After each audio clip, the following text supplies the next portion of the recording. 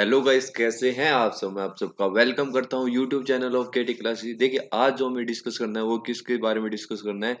CSIR net जो जून 2023 में होने वाला है, जिसको बचे हैं अभी 5 मंथ्स। देखिए, पूरी की पूरी स्ट्रेटेजी बताऊंगा कि 5 मंथ में कैसे निकालना है जेआरएफ। जो मैंने स्ट्रेटेजी अपनाई थी, जिसके कारण ध्यान से देखना दोस्तों, आज की वीडियो बहुत इंपॉर्टेंट होने वाली है।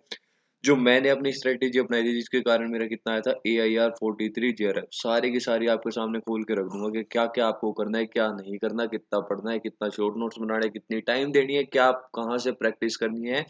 सारी की सारी स्ट्रेटेजी आज ही बता के जाऊंगा, तो भूलना मत दोस्तों। वीडियो बहुत जरूरी है। अगर ना पसंद आए ना तो मुझे बता देना कमेंट बॉक्स में कि पसंद नहीं आई, कंटेंट कम था। अरे, मैंने अपनी सारी की सारी कहानियां ना खोल के रख दी है कि कैसे तैयारी करी थी मैंने इसी 6 मंथ्स में। ठीक है, चलते हैं। देखिए, जबरदस्त टॉपिक ही जबरदस्त है। किसका टारगेट? सीएसआईआर नेट जून 2023। और 5 मंथ की स्ट्रेटेजी बता रहा हूँ, फॉलो करना पक्का, गारंटी देके जा रहा हूँ कि जीआरएफ तो पक्का ही है। ठीक है, स्टार्ट करते हैं। क्या क्या टॉपिक कवर करूंगा, सब जितने भी मैंने एक फॉर्म गूगल आपको, आपके पास एक गूगल फॉर्म आया था, मैंने शेयर करा था। उसमें आपकी क्वेरी पूछी थी कि मैंने रिगार्डिंग क्या आप क्या चाहते हैं, उसके रिलेटेड ही इर्द गिर्द क्या बच्चों की प्रॉब्लम आ रही है, उसी के रिलेटेड ही मैंने क्या वीडियो में आई अपना एक्सपीरियंस तो शेयर करूंगा ही, साथ के साथ आपको क्या प्रॉब्लम आ रही है वो भी शेयर करना काफी ज्यादा जरूरी हो जाता है जनाब। देखिए, सबसे पहले हम डिस्कस करेंगे सिलेबस क्या क्या है, क्या पढ़ना है। कि सिलेबस बहुत सारा है, क्या पढ़ना है क्या नहीं पढ़ना, प्रैक्टिस कहाँ से करनी, बुक्स फॉलो करनी है नहीं। सवाल सबसे बड़ा बुक्स का रहता है कि बुक्स फॉलो करें क्या सर।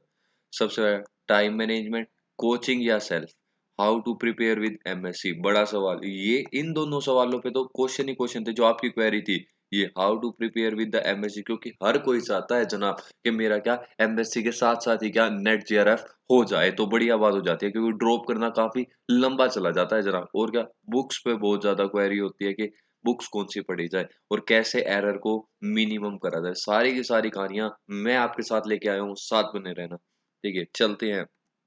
देखो, सबसे पहले मेरी जर्नी की शुरुआत करते हैं, कहाँ से क्या हुआ था, कैसे हुई। मैं बताता हूँ आज सबके सामने। आज तक किसी को पता ही नहीं है कि कहाँ से स्टार्ट करा मैंने। देखिए, 11th 12th में क्या थी मेरे पास, मेडिकल थी। दो ही चीज होती है, मेडिकल ले लो या नॉन मेडिकल।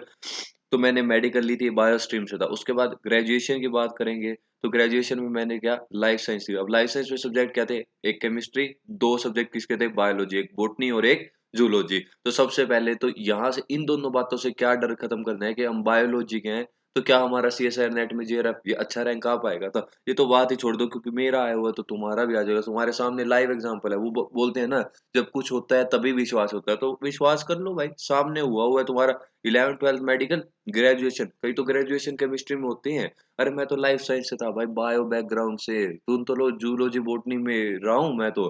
और फिर भी देखो, कहानी आगे बताता हूँ फिर मैं। जैम जैम क्वालिफाइड हुआ, उसके बाद में आया NIT Hamirpur. Recently I mean NIT Hamirpur, fourth same चल रहा है मेरा। अभी मैं कहा हूँ, फोर्थ सेम चल रहा है भाई मेरा, फोर्थ सेम चल रहा है एनआईटी हमीरपुर। एनआईटी हमीरपुर का केमिस्ट्री, एमएससी केमिस्ट्री। तो ऐसी बात नहीं है, क्योंकि जो ये क्वालिफाइड या फिर थोड़ा रैंक, क्यों क्वालिफाइड लिखा मैंने, रैंक भी लिख सकता था, क्यों? क्योंकि ये डर था। डर किस चीज का? बायो बैकग्राउंड का। यार, मेरे पास बायो बैकग्राउंड है, क्या मेरा हो पाएगा क्या जनाब? क्या मेरे पास बायो बैकग्राउंड है, क्या मेरा हो पाएगा क्या? क्या मेरे से फिजिकल के क्वेश्चन सोल्व होंगे? उसी डर मेरा चढ़ा, वही डर मेरे अंदर था, वही डर मैं आपको खोलने आया हूँ कि बायो बैकग्राउंड वालों ऐसा कुछ भी नहीं है। जो मेरे अंडर था जो मेरे अंदर डर था वो आपके अंदर नहीं रहना चाहिए। कुछ नहीं है भाई, सब नॉर्मल हो जाता है, जस्ट प्रैक्टिस की बात है। इसी डर के कारण जस्ट क्वालिफाइड हुआ था और मैं हमीरपुर आ गया था। मतलब जस्ट क्वालिफाइड तो नहीं, और उससे तो अच्छा ही रैंक था जो हमीरपुर मिला मुझे। तो मैं बता रहा हूँ कि मुझे मतलब था एक डर कि मुझसे फिजिकल होगी या नहीं, इसी कारण मेरा पेपर मतलब ठीक ठाक सा गया था। उसके बाद की जर्नी बताता हूँ, यहाँ से मेरा डर खत्म हुआ। बायो बैकग्राउंड कोई बात नहीं, एक बार तो डर मतलब होना भी चाहिए, एक्सपीरियंस, उसके बाद ही अकल आती है। उसके बाद ये जो फिजिकल का डर था वो खत्म हुआ। उसके बाद आया बीएचयू का पेपर, उसमें मेरा आया AIR 18। उसके बाद मैंने जामिया मिलिया इस्लामिया का पेपर दिया, उसमें आया मेरा AIR 1। एमएससी के स्कोर, जो एमएससी के साथ साथ कहते हैं कि एक ही चीज हो पाती है, या एमएससी का स्कोर कर लो या फिर क्या नेट का स्कोर कर लो, तो ये भी गलत प्रूफ कर दिया भाई। ये भी आपकी बात गलत प्रूफ कर दी। एमएससी का स्कोर 9.8 सीजीपीए अभी भी आई है, जो तीनों सेम की मिला के अभी भी कितनी बन रही है, 9.8 सीजीपीए बन रही है, 9.72 सीजीपीए बन रही है मेरी अभी भी।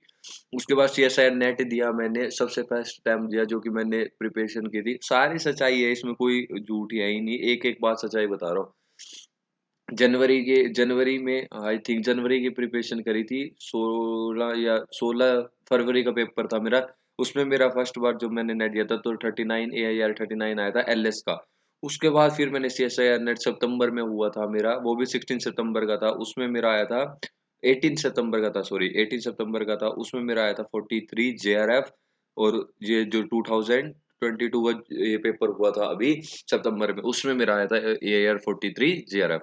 ठीक है, तो ये थी मेरी जर्नी की कहानी। इससे दो बात, एक तो बायो बैकग्राउंड का डर खत्म हो चुका है, और क्या एमएससी वालों का हो चुका है कि हम एक ही चीज कर सकते हैं, या तो एमएससी में स्कोर कर लो या फिर ऐसा कुछ नहीं है, दोनों में बढ़िया किया जा सकता है। तो ये दोनों बातें यहाँ से क्लियर कर दी मैंने। आइए सिलेबस की बात आते हैं, मुद्दे की बात, सबसे इंपॉर्टेंट बात, क्या पढ़ना है क्या नहीं पढ़ना और किस सीक्वेंस में पढ़ना है।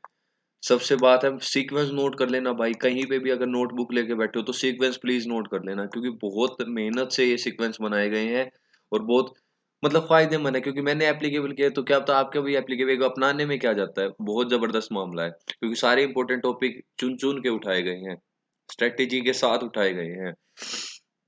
स्टार्ट कहाँ से करना है, स्टार्ट कहाँ से करना है, आपको कहाँ से स्टार्ट करना है, ध्यान से देख लो, बोर्ड पर देख लो बस।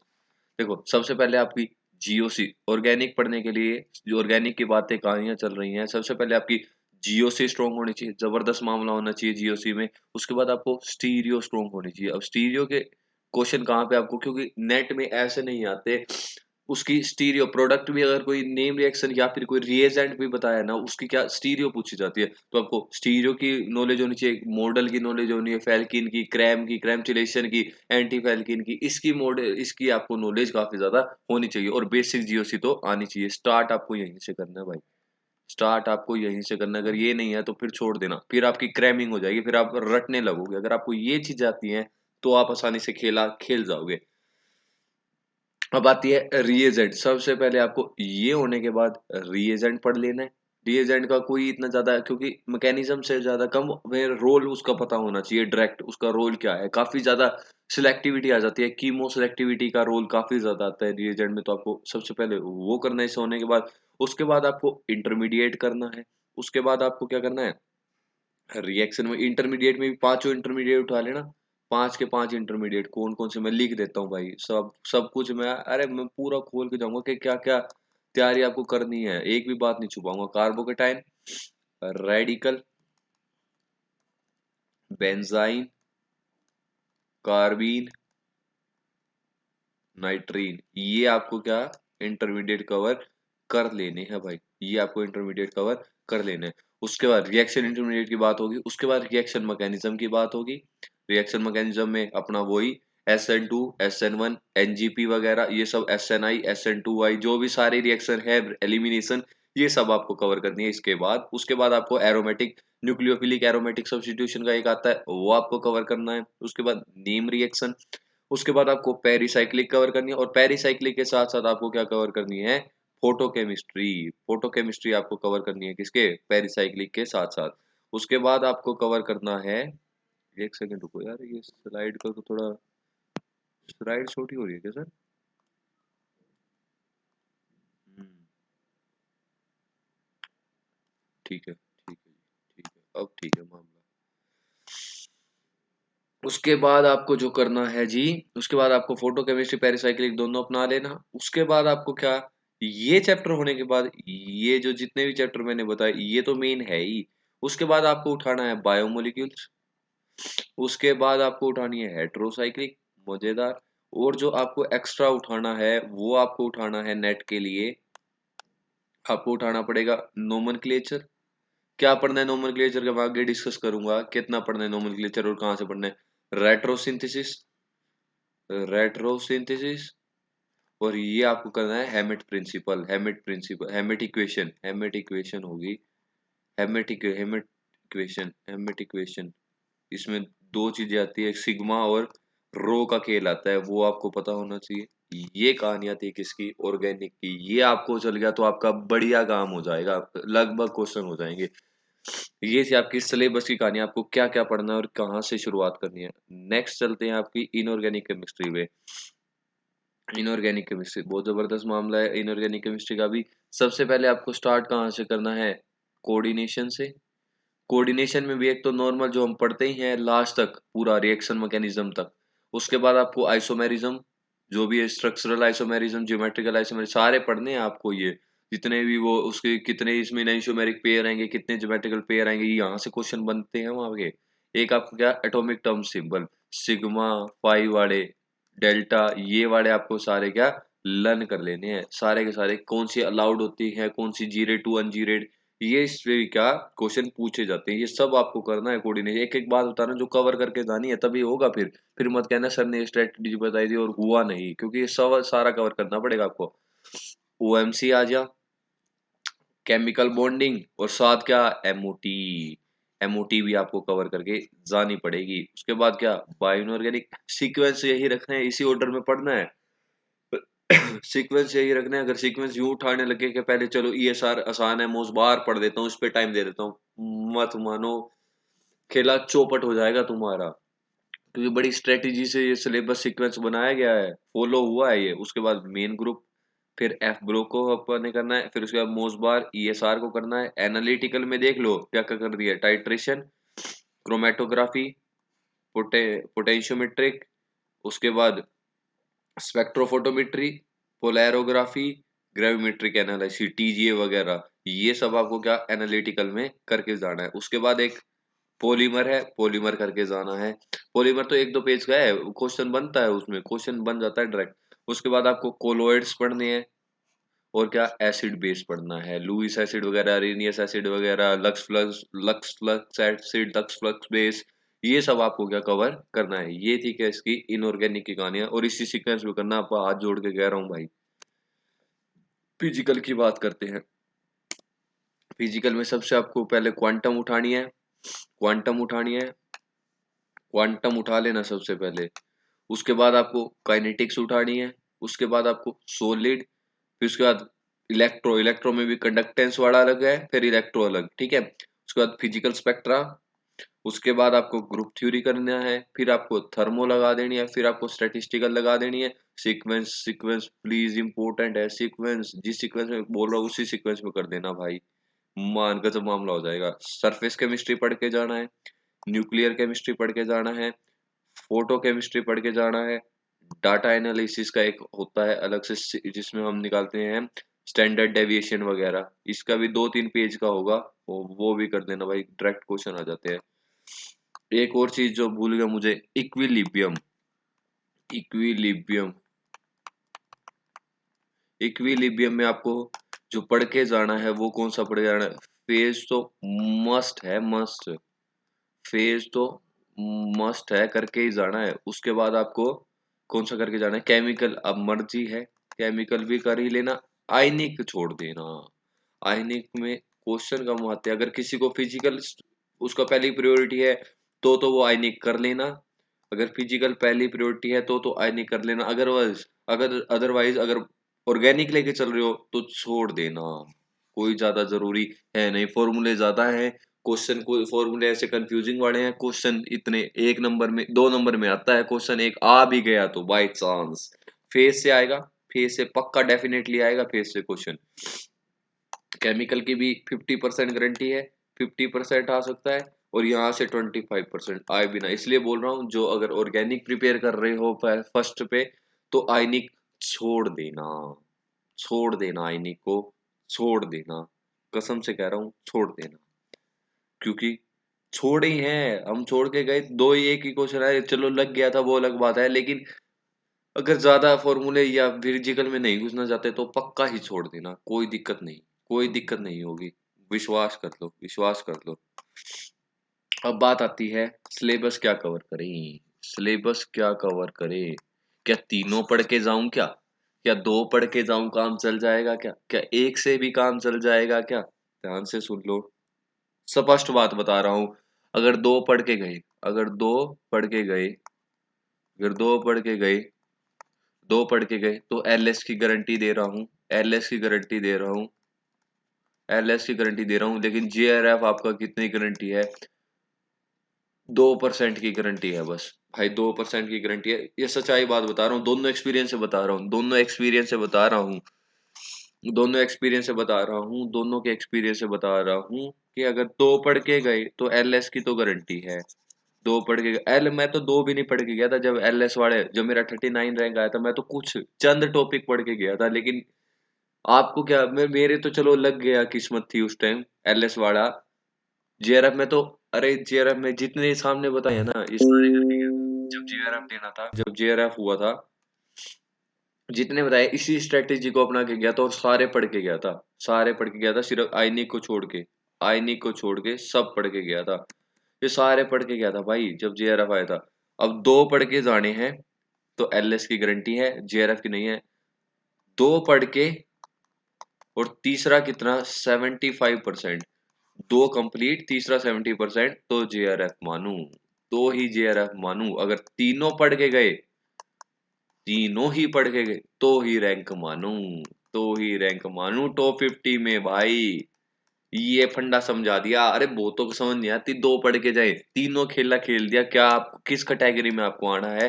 तीनों ही खेले खेल दिए मैंने, तीनों के तीनों खेले खेल दिए, किस कैटेगरी में आपको आना है? ये तीनों खेले खेल दिए मैंने, ये तीनों खेले खेल चुका हूं, मैं खेल चुका हूं आपके सामने। अब बात आती है, ये तो हुई एक खास बात, स्पेक्ट्रो स्पेक्ट्रोस्कोपी,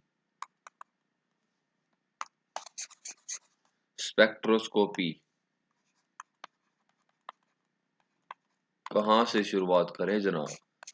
स्पेक्ट्रोस्कोपी सबसे पहले आपको जो पढ़नी है वो पढ़नी है एनएमआर, उसके बाद एनएमआर का 1H, उसके बाद एनएमआर का ही 13C, उसके बाद आपको पढ़नी है, उसके बाद आपको पढ़नी है आईआर, उसके बाद आपको पढ़ना है यूवी, उसके बाद आपको पढ़ना है हेट्रोसाइक्लिक की स्पेक्ट्रोस्कोपी, हेट्रोएटम या हेट्रोसाइक्लिक, हेट्रोएटम लिख लो, हेट्रोएटम की स्पेक्ट्रोस्कोपी, थोड़ी सी है 19F की फॉस्फोरस की, ये थोड़ी थोड़ी है, कैसे रूल है ये सारी आपको पढ़ के जानिए, क्योंकि क्वेश्चन आ जाते हैं जनाब इस पे। उसके बाद आपको पढ़नी है मास स्पेक्ट्रोस्कोपी, मास स्पेक्ट्रोस्कोपी, ये आपको कहानियां 3, ये थी सारी स्पेक्ट्रोस्कोपी की कहानियां, ऑर्डर आपको बता दिया, ये आपको करके जानी है स्पेक्ट्रोस्कोपी। अब ये सारा पढ़ लिया तो मैं कह रहा हूँ रैंक आ जाएगा टॉप 50, गारंटी दे रहा हूँ भाई, गारंटी दे रहा हूँ, गारंटी ही दे रहा हूँ। और खास बात बता के जा रहा हूँ, खास बात जो मैंने छोड़ दिया, एप्टीट्यूड। बहुत लोगों का सवाल आता है एप्टीट्यूड कैसे करें, एप्टीट्यूड कैसे ही करें एप्टीट्यूड।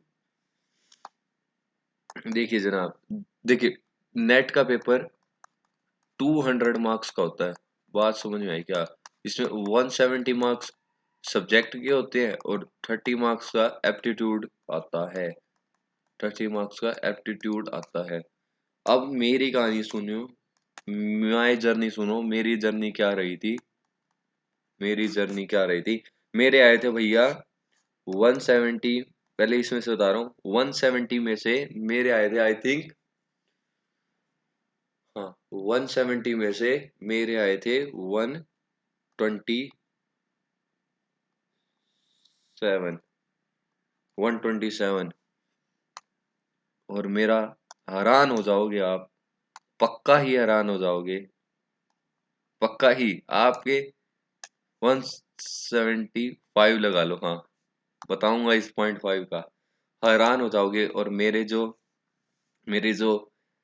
टोटल स्कोर था, टोटल स्कोर था, आपके तले पैरों तले जमीन खिसक जाएगी, ये क्या हो गया, ये क्या बोल रहा है, मतलब क्या ही बोल रहा है ये, क्या ही बोल रहा है ये। मेरा जो टोटल स्कोर था वो था 127, माय गुडनेस, आधा नंबर बढ़ना चाहिए था। अरे भाई एप्टीट्यूड का बढ़ना चाहिए था, वो घट गया मेरा, अरे घट गया भाई, घट ही गया था सच। देखिए मैं ऐसा कुछ छुपाने नहीं है कि मेरा एप्टीट्यूड वीक था या क्या था, ऐसा कोई छुपा नहीं रहा मैं, क्योंकि मैं ये सामने रख रहा हूँ क्योंकि आपको ये देख के ही आगे चलना है कि कैसे करनी है तैयारी, इनका क्या रहा और मेरे को क्या इम्प्रूवमेंट लानी है। तो मैं ऐसा नहीं हूँ कि अपनी कमियाँ छुपा रहा हूँ, सामने रख दिया आपकी। भैया मेरा आया था एप्टीट्यूड, एक क्वेश्चन अटेम्प्ट किया था 30 में से माइनस 0.5, 30 में से माइनस 0.5, 30 में से माइनस 0.5 सामने बोल रहा हूँ। क्यों? क्योंकि मैंने जो ध्यान दिया था ना अपना, मैंने ध्यान दिया था सारा केमिस्ट्री पे। ऐसा क्यों हुआ? क्योंकि मैंने आज तक एप्टीट्यूड का ए तक नहीं देखा, ए तक नहीं देखा।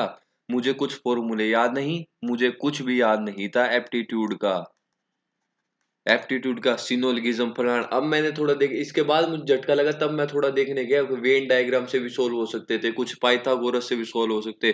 नहीं था, मुझे सिर्फ था कि केमिस्ट्री में कैसे मार्क्स लाने हैं। ये तो मैं शुरू में अपने घर वालों को बोल के गया था कि 30 तो हटा ही दो। अरे 30 तो हटा ही दो, मेरे 30 मेरे हटा दो, 30 मेरे क्रॉस कर दो, मुझे नहीं आता इनमें कुछ। अरे 30 मेरे आप क्रॉस कर दो, मुझे नहीं आता इसमें कुछ, 30 तो मेरे हटा ही दो, 30 को हटा दो। मैं 170 में से लाऊंगा जितने मार्क्स लाऊंगा। और 170 में से लाने गया तो एक क्वेश्चन अटेम्प्ट किया, नंबर ऑफ एस का क्वेश्चन है, आज भी मुझे याद है, उसका आंसर 7 आना था भाई साहब। मुझे ऐसा नहीं दिखा, वहां पे कुछ दिखा ही नहीं मेरे। मतलब इतना केमिस्ट्री की तरफ ध्यान था कि केमिस्ट्री के क्वेश्चन करो, इतना केमिस्ट्री की तरफ ध्यान था, केमिस्ट्री के ही करते जाओ क्वेश्चन। भैया मेरे आ गए -5 और उसको मिला के मेरे बने, यहाँ से -5 हुए, 127 नंबर बने मेरे। ये थी अगर, लेकिन जो आपको करना है कम से कम एप्टीट्यूड का है भाई, कम से कम एप्टीट्यूड के अपने 10 मार्क्स लेके चलो, 10 मार्क्स लेके चलो भैया, कम से कम अपने एप्टीट्यूड के 10 मार्क्स लेके चलो, 10 मार्क्स बहुत काम आ जाने वाले, रैंक को पलट ही देंगे। अगर मेरा भी कुछ होता तो मैं भी कहीं 140 के आसपास खेल रहा होता, क्योंकि मेरा जो अब प्रिपेयर करा था ना मैंने, अगर वो पहले प्रिपेयर करा होता तो मैं भी कुछ 140 के आसपास खेल रहा होता। तो ये थी, मैंने सच्चाई बता दी कि आपको एप्टीट्यूड में 10 मार्क्स का प्रिपेयर करना ही करना है, खेला खेल देना है आपको। ठीक है, ये होगी एप्टीट्यूड की कहानियां। उसके बाद आपको प्रैक्टिस कैसे करना है तैयारी, ध्यान से देखना दोस्तों, देखना इस बात को काफी ज्यादा नोट कर लीजिए। सबसे पहले आपको नोट्स पढ़ने हैं, सबसे पहले आपको नोट्स पढ़ने हैं भाई, नोट्स पढ़ने हैं। अब क्या है, कहानियां आ जाती हैं कि सर नोट्स कहाँ से। देखो मैं बताऊंगा कि आपको कोचिंग से पढ़ने हैं, सेल्फ पढ़ने हैं, लेकिन आपको सबसे पहले क्या, नोट्स पढ़ने हैं। नोट्स को अपना पक्का करना है, एकदम पक्का, एकदम टोटली पक्का कर लेना है नोट्स को, क्योंकि कई बार नोट्स से ही आ जाते हैं क्वेश्चन, मैंने देखा है, मेरे ऑर्गेनिक के क्वेश्चन नोट्स से आए हुए थे। उसके बाद आपको पीवाईक्यू करना है, कहीं नहीं जाना, कहीं असाइनमेंट पे नहीं भागना, आराम से करो, नोट्स करो, पीवाईक्यू करो, क्वेश्चन प्रैक्टिस। असाइनमेंट से अगर आप क्वेश्चन प्रैक्टिस कर रहे हो तो आपके पास पक्का ही उसके सॉल्यूशन होने चाहिए और सही सॉल्यूशन होने चाहिए। मैं आपको गारंटी बात बता रहा हूँ, आप असाइनमेंट कर नहीं पाओगे। आप, बहुत लोग कहेंगे कि असाइनमेंट के सॉल्यूशन नहीं होते, आप खुद सोल्व कर, मैं कह रहा हूँ कर नहीं पाओगे, आपको पता ही नहीं लगेगा मैं सही कर रहा हूँ या गलत कर रहा हूँ। और जब आप गलत करोगे या आपके क्वेश्चन होगा, आपका माथा खराब हो जाएगा, अगर आपको सॉल्यूशन ना मिला, अगर आपको उस चीज का सॉल्यूशन ना मिला ना, उसका माथा खराब हो जाएगा आपको, मैं पहले आपको एक गारंटी बात बता के जा रहा हूँ। अगर आप असाइनमेंट कर रहे हो तो पक्का ही, आप सोल्यूशन ना देखो, वो अपनी वो है कि मैं कितना कर रहा हूँ, मैं कितना इस चीज के लिए डेडिकेटेड हूँ, कितना लॉयल हूँ मैं इस चीज के लिए कि मैं सोल्यूशन भी ना कर रहा हूँ। लेकिन आपको सोल्यूशन होने ही चाहिए आपके पास, और कोरेक्ट, कोरेक्ट सोल्यूशन होने चाहिए, इस बात को ध्यान रख लेना, कोरेक्ट सोल्यूशन होने चाहिए आपके पास। राज की बात, क्वेश्चन प्रैक्टिस या तो इससे जाओ या फिर बुक से जाओ, बुक्स जैसा तो कुछ है ही नहीं। बुक से, अगर आपको बुक समझ में आ रही है, अगर आपकी बुक समझ में आ रही है ना, तो आप बुक से जाइए। उसके बाद आपको प्रैक्टिस, ये चीज होने के बाद अब चाहते हैं कि अपने आप को चेक करना कि मेरे अंदर ये करने के बाद आया ही नहीं, तो आप टेस्ट सीरीज, अब एक बात बता रहा हूँ भाई, जैम के टाइम की मेरी बात बता रहा हूँ, अगर मैंने भी टेस्ट सीरीज दी थी, मैंने भी टेस्ट सीरीज दी थी, तो जैम में मेरे काफी कम मार्क्स आते थे, मेरे काफी कम मार्क्स आते, उससे मैं क्या, डिमोटिवेट हुआ, लेकिन उसके बाद उठ नहीं पाया। मैं अपनी सच्चाई बता रहा हूँ कि मुझे लगने लगा कि कहीं मैं इसी के आसपास ही रह जाऊंगा, और वही हुआ। आपको क्या करना है, टेस्ट सीरीज देनी है, वो सिर्फ इसलिए देनी है कि एक क्वेश्चन की प्रैक्टिस की तरह दी है, आप मार्क्स को मत देखिए। मैं आपको सच्चाई बता रहा हूँ, अगर कोई डिमोटिवेट टेस्ट सीरीज से हो गया ना, उठना बहुत मुश्किल हो जाएगा। आपका मन नहीं करेगा अगली बार से टेस्ट सीरीज उठाने का। मैं सच्चाई बात बता रहा हूँ, आप टेस्ट सीरीज को इस तरह से दीजिए क्वेश्चन प्रैक्टिस की तरह कि मैं क्वेश्चन प्रैक्टिस, गलत हुआ तो हुआ, गलत हुआ तो उसका उसकी गलती हमें नोट करनी है, हमें मार्क्स की तरफ नहीं जाना। मैं पहले बता रहा हूँ, मार्क्स की तरफ मत चले जाना, मार्क्स से अपने आप को जज मत कर लेना। बहुत सारे बोलेंगे कि आपका ये कंपटीशन है, आपका ये टेस्ट सीरीज, आपका ऑल इंडिया कंपटीशन चल रहा है। मैं बता रहा हूँ, मार्क्स पे मत चले जाना, उस कमियों को पहचानना, जो आपकी गलती हुई है ना, उस गलती को पहचानना कि कहाँ गलती कर रहा हो, इस मार्क्स पे मत चले जाना। चाहे स्कोर भी मत देखना, अरे छोड़ो तुम, स्कोर मत देखो, कितने गलत हुए वो देखो, क्या गलत हुआ मेरा वो देखो, क्या गलत हुआ वो देखो, स्कोर पे मत चले जाना। मैं पहले बता रहा हूँ, डिमोटिवेट ऐसा तकड़ा होगे। ये होगी कहानियां। उसके बाद बुक्स पे जाती है, सबसे मेन सवाल था जो बुक्स क्या करनी चाहिए, बुक्स कौन सी पढ़नी चाहिए। सबसे मेन ऑर्गेनिक की वैल्यू बता रहा हूँ मैं, और यही फॉलो करना है आपको, यही फॉलो करना है आपको। स्टीरियो की वैसे एज इट इज कहीं मिल जाए तो ठीक है, नहीं तो डी नासी पूरी से कर लेना। डी नासी पूरी, वो भी कुछ कुछ टॉपिक डी नासी पूरी से कर लेना। क्लेडन के 2 चैप्टर दे रखे हैं डायनेमिक स्टीरियो के, वो आपको करके जाने, ये तो मस्ट है, ये तो बहुत ज्यादा इंपॉर्टेंट है आपके लिए। ये आपकी स्टीरियो की कहानी है। रिएजेंट को कहाँ से पढ़ना है, देखो जूफिल के हैं, ऑक्सीडेशन रिडक्शन का चैप्टर है, चैप्टर नंबर शायद से 4 होगा, चैप्टर नंबर 4 है जूफिल का, ऑक्सीडेशन रिडक्शन का, वो करना है। ऑर्गेनोमेटलिक रिएजेंट का चैप्टर नंबर 7, जो पलाडियम वगैरह है, कॉपर, ये सारे हैं। ऑर्गेनोमेटलिक रिएजेंट का चैप्टर नंबर 7 है, जो आपको जूफिल में पढ़ना है रिएजेंट का। क्लेडन के आपको सारे के सारे चैप्टर करने हैं रिलेटेड टू रिएजेंट, जितने भी रिएजेंट से रिलेटेड है आपको सारे चैप्टर करने हैं। कैरोथर के आपको सारे चैप्टर करने हैं, जितने भी चैप्टर रिएजेंट से रिलेटेड है। अब एक खास बात है, आप बुक्स जब भी पढ़ोगे आपको क्या करना है, नोट करते जाना है जो भी नए क्वेश्चन दिखे, जो कि आपको लग रहा है कि काफी मजेदार क्वेश्चन है और इम्पोर्टेंट क्वेश्चन है, पता लग जाता है क्या है इसकी इम्पोर्टेंस। अगर आपको घुमा के समझ आ गया ना, वो आपको नोट कर देना अपने नोट्स में, ताकि उसको बार बार क्वेश्चन को रिवाइज, जब भी आप नोट्स रिवाइज करो तो उस क्वेश्चन को, मेरे क्वेश्चन, मेरी नोटबुक में कम से कम ऐसे ज्यादा नहीं तो 400-500 क्वेश्चन पाएंगे। 400-500 क्वेश्चन ऐसे पाएंगे जो मैंने अलग से नोट कर रखे हैं नोट्स के अलावा। वो मैं कहाँ लिख देता हूँ, देखो कॉपी के ऊपर पे, कॉपी के ऊपर जगह होती है, नोटबुक के नीचे जगह होती है। यहाँ नोट कीजिए, यहाँ नोट कीजिए, लास्ट वाले पेज को नोट कीजिए, फर्स्ट वाले पेज पे नोट कीजिए, भर दीजिए। मतलब क्वेश्चन ही क्वेश्चन होने चाहिए, 400 से 500 क्वेश्चन आपको करने ही करने हैं। मतलब मेरे थे ये तो, आपको जितने इंपॉर्टेंट लगे वो सारे कर देना। उसके बाद आपको क्या करना है, उसके बाद आपको एक चीज मेरी जूफिल की ही रह गई थी। जूफिल में, जूफिल की बुक में एक चैप्टर नंबर 3 है, वो भी आपको मस्ट करके जाना है। नेट वालों, उससे तो डायरेक्ट क्वेश्चन आता है, उससे तो डायरेक्ट ही क्वेश्चन आता है, नेट वालों डायरेक्ट क्वेश्चन आता है। वो चैप्टर है प्रोटेक्शन डी प्रोटेक्शन का, protection D protecting group, protection D protecting group बताए हुए हैं उसमें, ओबीएन वगैरह, सारे सीबीजेड वगैरह, ये सारे उसमें डी प्रोटेक्शन ग्रुप बताए हुए हैं। ये आपको सबको करके जाना है, मस्ट है भाई, नोट कर लो ऑर्गेनिक वालों।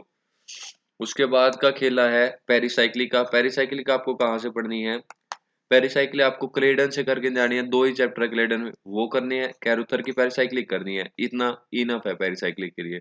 नेम रिएक्शन आपको कंप्लीट क्लेडन पढ़नी है, कैरुथर का शायद से चैप्टर नंबर 1 है, वो आप करने, उसमें स्टीरियो दे रखी है, स्टीरियो दे रखी है, माइकल की वगैरह, एल्डोल की, सबकी स्टीरियो दे रखी है। और नेम रिएक्शन में एक एसमेट्रिक सिंथेसिस का चैप्टर है, एसमेट्रिक सिंथेसिस का है, क्लेडन का चैप्टर, क्लेडन का चैप्टर है, लास्ट के चैप्टर में है, 40 के 40 आसपास है, 40 के आसपास चैप्टर है एसमेट्रिक सिंथेसिस, वो आपको करके जाना है।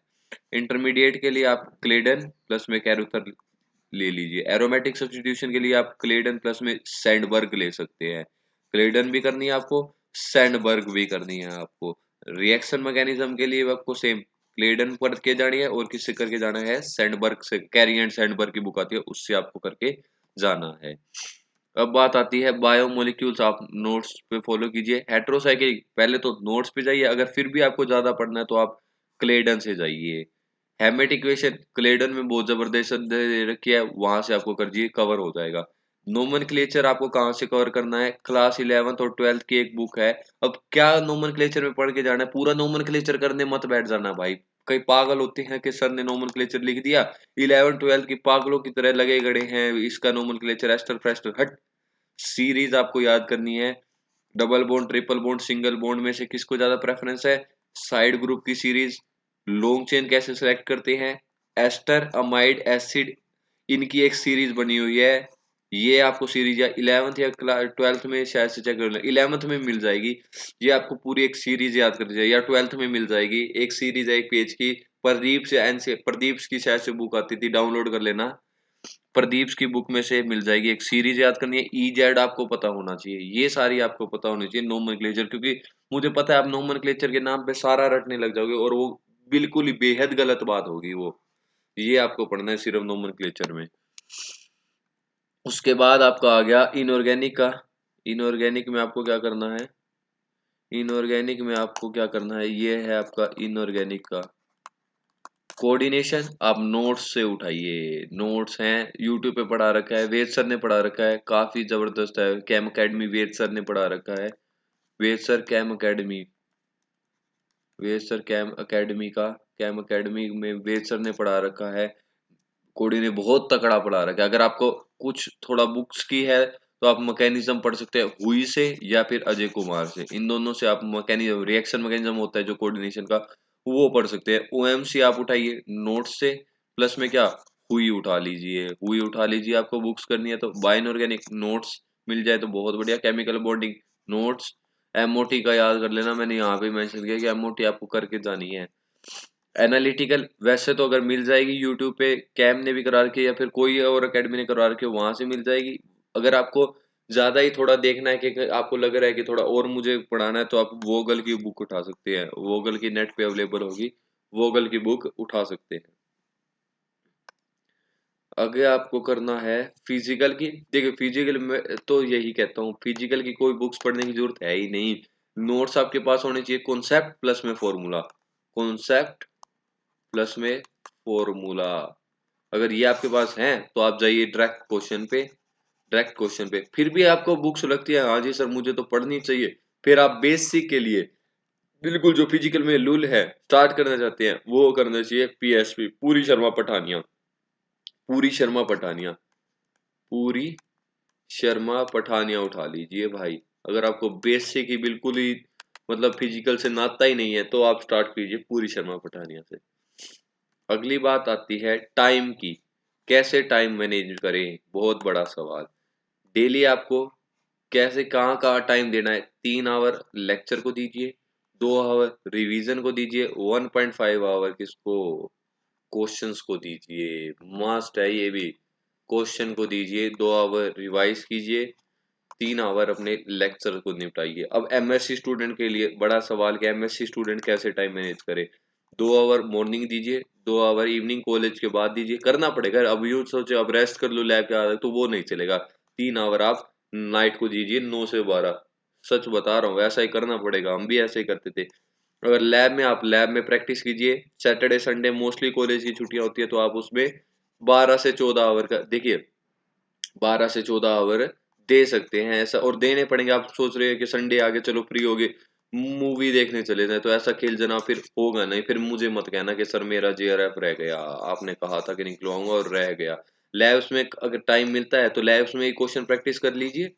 लैब्स का अगर जल्दी छूटती है, लैब में टाइम मिलता है तो लैब में ही क्वेश्चन प्रैक्टिस करने स्टार्ट कर दीजिए जनाब। कोई कुछ देखता है कहता है कि वो आप कितना कर रहा है लैब में भी कर रहा है, तो उसको इग्नोर मारिए, जस्ट इग्नोर। क्योंकि जेआरएफ के टीम वही बोलेगा भाई मुझे भी स्ट्रेटेजी बता दे, क्योंकि जेआरएफ जब होगा ना वही आएगा आपके पास, भाई मुझे भी स्ट्रेटेजी बता दे कैसे करा था तूने ये सब। आगे चलते हैं, कोचिंग या सेल्फ, कोचिंग या सेल्फ, बड़ा सवाल, बड़ा सवाल। दुनिया जानना चाहती है कि कोचिंग है या सेल्फ, कोचिंग है या सेल्फ, कोचिंग है या सेल्फ। देखिए मेरी कहानी बताता हूँ, देखिए मेरा जैम का बेस स्ट्रोंग नहीं था, मेरा जैम का बेस स्ट्रोंग नहीं था जनाब, मेरा जैम का बेस स्ट्रोंग नहीं था जनाब, मेरा जैम का बेस स्ट्रोंग नहीं था जनाब। इसलिए मुझे क्या, कुछ रिकॉर्डेड लेक्चर की जरूरत पड़ी थी, चंद रिकॉर्डेड लेक्चर की जरूरत पड़ गई थी। नेट के टाइम पे मैं साफ सच्चाई बता रहा हूँ, मेरा जैम स्ट्रोंग नहीं था, तो मुझे कुछ चंद लेक्चर की जरूरत पड़ गई थी। जैम वाला तो था ही था मेरे साथ, लेकिन उसके बाद भी मुझे जरूरत पड़ी थी। वही मैं आपको बता रहा हूँ, अगर आपका if you have a strong basic, अगर आपके स्ट्रॉन्ग बेसिक हैं, अगर आपके स्ट्रॉन्ग बेसिक है, जैम के टाइम पे अपने आपने इतना प्रिपेयर करा है या फिर कैसे भी प्रिपेयर दिया है, जैम के टाइम छोड़ो, अगर आपको स्ट्रॉन्ग बेसिक है तो सेल्फ मारिए। चेक कैसे करेंगे आप सेल्फ? अपने आप को PYQ लगा के देखिए, अगर बन रहे हैं सारे के सारे, मोस्टली सारे के सारे तो किसी से नहीं, 75% से 80% बनने हैं, तो आप सेल्फ से जाइए। डूइंग बुक्स के क्वेश्चन करके देखिए, अगर वो भी बन रहे हैं तो मस्त है, आप सेल्फ से जाइए। अगर वीक बेस है तो भैया कोचिंग कर लेना। अब कईयों के मन में कई आपको कहेंगे, अरे क्या कोचिंग से करेगा क्या नेट? अरे छोड़, अब तो इतना बड़ा हो गया, क्या कोचिंग लेगा भाई? जरूरी है ये चीजें, जरूरी है भाई, जरूरी है। एक्सपीरियंस लिया हुआ है हमने तभी बता रहा हूँ। मैं बोल रहा हूँ दोनों चीजें आपके सामने रख दी, सेल्फ की भी बता दी। अगर आपके पास है स्ट्रॉन्ग बेस, कॉन्फिडेंस है, ये सब चीजें हो रही हैं, जाइए सेल्फ से, कौन रोक रहा है? उससे जैसी तो बढ़िया बात ही नहीं है। लेकिन अगर आपका वीक है तो भाई ये जरूरत बन चुकी है, जरूरत है हमें इस चीज की, क्योंकि क्या हो क्या जाएगा भाई, ले लेगा तो वो भी तो तुझे पढ़ाएंगे। अरे वो भी तो तुझे पढ़ाएंगे और नॉलेज देंगे ही, नॉलेज देंगी, वो खराब नहीं जाएगी। मैं इतना बता रहा हूँ, ये कोचिंग अगर आपने ली तो खराब नहीं जाएगी, क्योंकि ये जरूरत है भैया, जरूरत है इन चीजों की भी। हर चीज थ्योरेटिकल भी नहीं होती, हमें चाहिए भी सही काफी ज्यादा। अगर हमें नेट में अगर ऐसे एग्जाम निकालने हैं तो कॉम्पिटिटिव, तो चाहिए ही। ये कोई ऐसे वो वाली बात नहीं है कि कोचिंग लेके निकाला या कुछ कुछ नहीं पूछता कोई। मेन क्या पूछेंगे? रैंक पूछेंगे कि क्या आई। आगे चलिए, एरर मिनिमम, कैसे एरर को मिनिमम करे? देखो, क्वेश्चन करो, अगर नहीं बना तो एक बार उस गलती को अपने नोट्स में ऐड कर लो। काफी जबरदस्त बात है ये एरर का सबसे मतलब मीन का ना। आप क्या करते हो, क्वेश्चन करा, बहुत बढ़िया, नहीं आया, देख लिया, बहुत बढ़िया, उसके बाद फिर भी कर लिया, कोई बहुत बढ़िया, अरे उसको नोट कर लो भाई, उसको नोट कर लो। जितनी बार तुम्हारी रिवीजन होगी, अरे जितनी बार रिवीजन होगी उसको वो क्वेश्चन भी रिवाइज होगा। जितनी बार तुम्हारी रिवीजन होगी वो क्वेश्चन परमानेंट तुम्हारी कॉपी में छप गया, वो क्वेश्चन तुम्हारी कॉपी में भी और तुम्हारे दिमाग में भी वो क्वेश्चन छप चुका है, छप चुका है वो क्वेश्चन। अब देखो यही कारण है, यही है एरर मिनिमम का। बार सोल्व करो, अरे उसको लिख लो, नोट कर लो, उसको बार बार देखते रहो, जब भी कुछ नोट्स पढ़ोगे एंड तक देखोगे उसको। इस पे काफी चर्चाएं हैं, शॉर्ट नोट्स। बहुत मैंने एक्सपीरियंस लिया है जब मैं लेता था कि शॉर्ट नोट्स बना लो। वो व्हाइट पेज आते हैं ना, वो व्हाइट पेज आते हैं, उस पे सजेस्ट किया जाता है कि अलग से अपने शॉर्ट नोट्स बना लो, फॉर्मूला लिख लो, ये लिख लो, फलाना लिख लो, ढमकाना लिख लो। अरे भाई सुन सुन, जब तूने एक मेन नोट्स बना ही लिए, जब तूने एक अपने मेन नोट्स बना चुका है, अलग से शॉर्ट नोट्स बनाना टाइम वेस्ट है। गारंटी दे रहा हूं इस बात की, ये टाइम वेस्ट है, बिल्कुल टाइम वेस्ट है, क्योंकि ये भी एक्सपीरियंस कर चुका हूं मैं। अरे मैं ये भी एक्सपीरियंस, हर बात एक्सपीरियंस से बता रहा हूँ, ये भी एक्सपीरियंस कर चुका हूं, तो कोई फायदा नहीं था, कोई भी फायदा नहीं था। कुछ चीजें रह जाती है, कुछ चीजें छूट जाती हैं, कुछ चीजें रह जाती है, कुछ इससे बड़ी इसका सोल्यूशन बताऊं क्या है? इसका सॉल्यूशन है highlight important points in notes only. जो तुम्हारे मेन नोट्स है ना, ये आता है हाइलाइटर भाई, ये आता है हाइलाइटर, इसको ले लो, इसको ले लो, इसको ले लो हाइलाइटर। कलर ना पसंद आए तो ऑरेंज ले लेना, कलर ना पसंद आए तो ऑरेंज ले लेना, अगर फिर भी ना पसंद आए तो ग्रीन ले लेना भाई, ग्रीन लेना। पर ये यूज कर लो, ये यूज कर लो, छोड़ दो भाई वो, छोड़ दो वो ग्रीन, छोड़ दो वो व्हाइट पेज का चक्कर, प्लीज प्लीज छोड़ दो, अभी के अभी छोड़ दो उसको कि व्हाइट पेज पर अलग से शॉर्ट नोट्स बनाने हैं, फॉर्मूले लिखने हैं। अरे ये तीन का यूज कर दो, इन तीनों का यूज करो, इनको भी थोड़ा टाइम दो, इनसे हाईलाइट कर लो, क्योंकि नोट्स आपको, वो अगर आप नोट्स पढ़ोगे तो 100 चीजें फिर से पढ़ोगे, 100 चीजें आपके दिमाग में रहेंगी वो चीजें। अगर आपने शॉर्ट नोट्स एक बार बना लिए ना, आपका वो नोट्स, मेन नोट्स उठाने का मन नहीं करेगा, वो आप उसी पे चले जाओगे, वो 10 फॉर्मूले पे रह जाओगे, गारंटी दे रहा हूं मैं आपको। अगर ये नोट्स आपके, और मेरे पास कम से कम यूं लगा लो 40 कॉपियां होंगी, 40 कॉपियां होंगी जो कंप्लीट नोट्स के। और आप बात मान लो, और ये सच्चाई मान लो, एक भी बार मैंने जो नेट के टाइम पे किसी टाइम बनाए थे, जैम के टाइम पे शॉर्ट नोट्स बनाए थे, लेकिन बर्बाद कर दिया था। लेकिन जो अब नेट के टाइम पे ये सोच लिया था कि मैंने हाईलाइट करूंगा, और 40 के 40 ऐसे रिवाइज हो जाते 3 दिन में। लास्ट में आपको इतना रिवाइज करना है, वो भी स्ट्रेटेजी बताऊंगा कितनी बार रिवाइज करना है। 3 दिन, 2 दिन में आपको सारा सिलेबस, वही 40 कॉपियां 2 दिन में आपकी सारी कंप्लीट हो जाएंगी।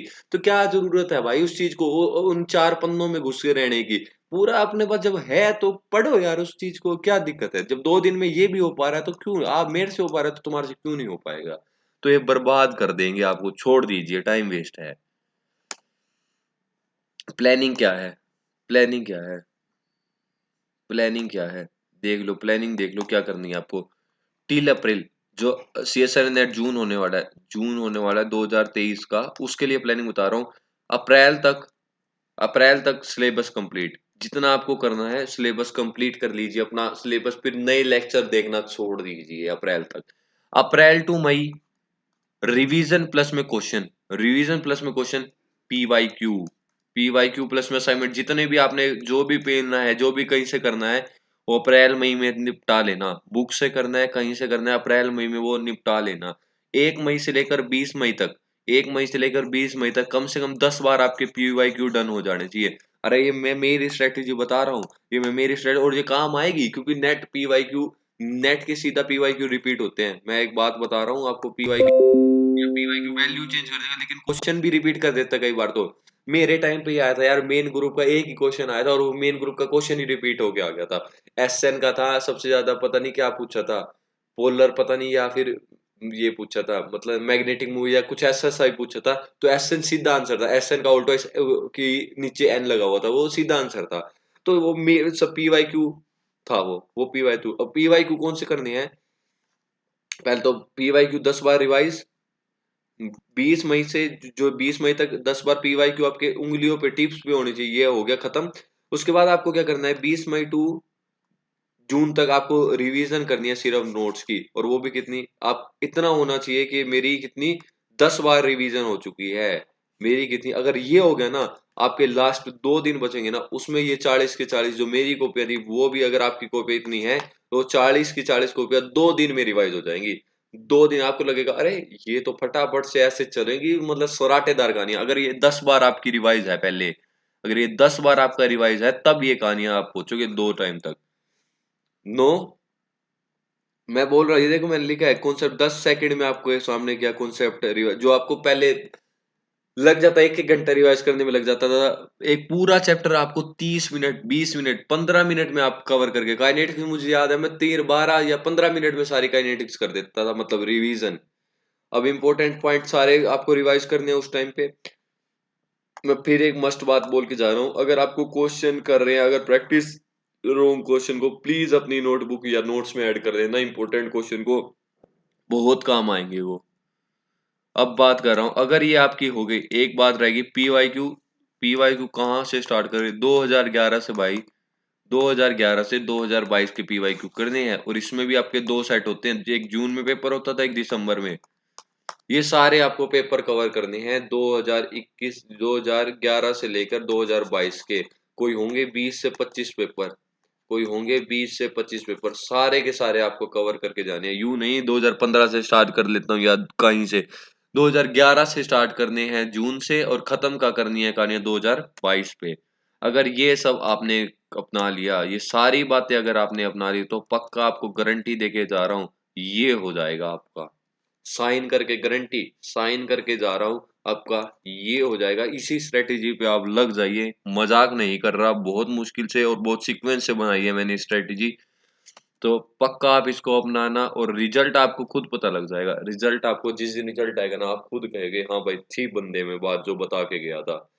फिर भी कोई क्वेरी है आपकी, फिर भी कोई क्वेरी है, इससे अलग से कोई क्वेरी है, अलग आपकी कोई क्वेरी है, तो आप नंबर ले लीजिए 8708235085।